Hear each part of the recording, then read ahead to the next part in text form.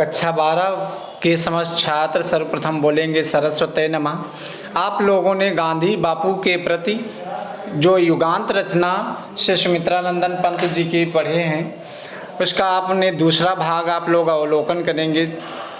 पंक्तियां उसके बाद की हैं, तुरंत बाद की। देखिए, सस्वर वादन, उसके बाद आप लोगों को प्रसंग, व्याख्या और काव्य सौंदर्य समेत आप लोगों को बताया जाएगा। दी हैं पंक्तियां। सुख भोग खोजने आते सब, आए तुम करने सत्य खोज। जग की मिट्टी के पुतले जन, तुम आत्मा के मन के मनोज। शब्दावलियों, आप लोग कठिन शब्दावलियों के अर्थ देख लीजिएगा। जग, संसार, मनोज, कामदेव, दो ही शब्द हैं कठिन और आप लोग सामान्य अर्थों को जानते हैं। प्रसंग देखिएगा। बापू जी की विशेषताओं पर प्रस्तुत पंक्तियों में सुमित्रानंदन पंत ने विशेषताएं डालते हुए कहा है, विशेषताओं पर प्रकाश डालते हुए कहते हैं, हे मानवों, हे मनुष्यों, आप लोग जन्म लेकर सुख भोग, इस जग माने संसार, इस संसार में आपका जन्म केवल सुख भोग, सुखों को का भोग करने के लिए आपका जन्म हुआ है। और मेरा जन्म बापू जी का, क्योंकि पंत जी कहते हैं कि बापू जी का जन्म केवल सत्य की खोज करने के लिए ही इनका जन्म हुआ है। क्योंकि इनका कहना है कि समस्त संसार एक मिट्टी के पुतले के समान है। इसका तात्पर्य ये है कि मनुष्य इस शरीर को ही महत्व देते हैं, बल्कि बापू किसको महत्व देते हैं? तुम आत्मा के मन के मनोज। हे बापू, तुमने आत्मा के मनोज माने कामदेव और अपने मन के इस कामदेव को पर ही बल दिया है। और आगे पंक्तियां।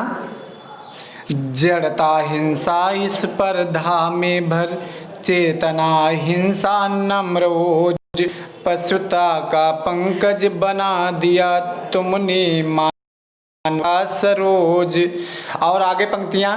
सुमित्रानंदन पंत जी विशेषताओं पर, बापू की विशेषताओं पर प्रकाश डालते हुए कहते हैं कि तुमने इस संसार के लोगों में जो जड़ता, मूर्खता, हिंसा, स्पर्धा माने खोखलापन, अर्थात खोखले, इसका एक और अर्थ है ईर्ष्या से भरे हुए, अर्थात जिन लोगों के अंदर जड़, मूर्खता और हिंसा तथा खोखलेपन, ईर्ष्या से ग्रसित जिनके मन थे, जिनके अंदर हृदय में भरी हुई थी, जिन मानवों के अंदर, उनके अंदर जड़ता के स्थान पर आपने चेतना, हिंसा के स्थान पर अहिंसा, स्पर्धा के स्थान पर आप लोगों ने उसको नम्रता तथा ओज आदि गुणों से परिपूर्ण बना दिया। यहाँ पे विरोधाभास अलंकार है। जड़ता, हिंसा, स्पर्धा के विरोध में ये शब्द आए हैं, चेतना, अहिंसा, नम्र।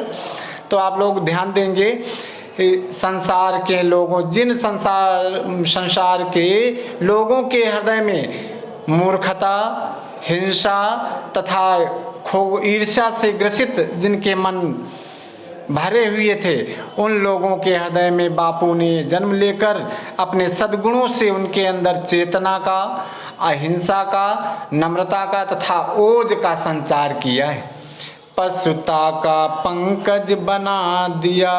और जो मानव के अंदर पशुता थी, जो उनके अंदर बुराइयां थी, उसको आपने पंकज माने कमल, अर्थात उसको कमल के समान पवित्र अर्थात निर्मल बना दिया।